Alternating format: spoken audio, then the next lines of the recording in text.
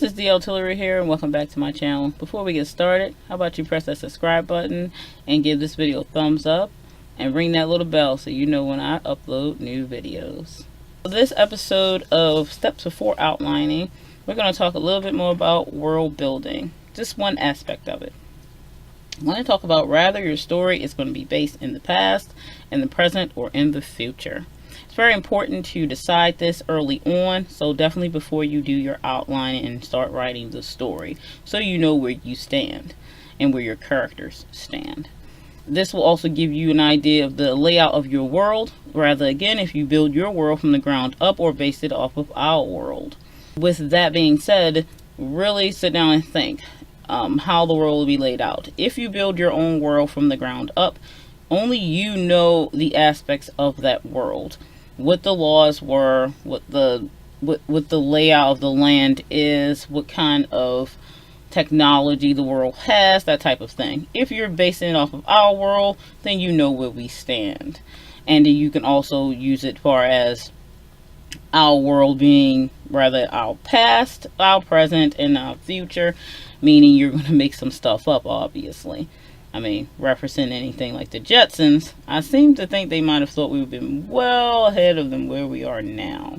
So, it's all going to be made up for you if you're going to do a future world. There's going to be different things you're going to do, whether your story is in the past, the present, or the future.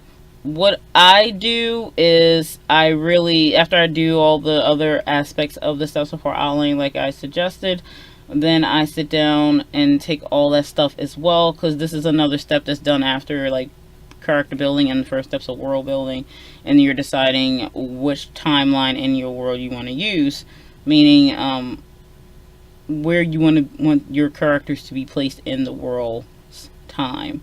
So it depends on how old your world is, whether you want the setting to be using the old world stuff or present world or future world. Then that's up to you, obviously, and a lot of that can stem from coming up with that. You can come up with that from your character bios, like I said, and yeah, making that decision early on is very important, so you won't have to, go back and try to change those type of things. It's really hard on you as a writer if you have to go back and make those big changes during a revision, because that would be a part of a revision. So I would say definitely decide on this early as you can. I usually wait until I get to this stage after it's part of my world building stage, so I wait till I'm doing my world building to come up with I'm in the my story is in the past, present, or the future.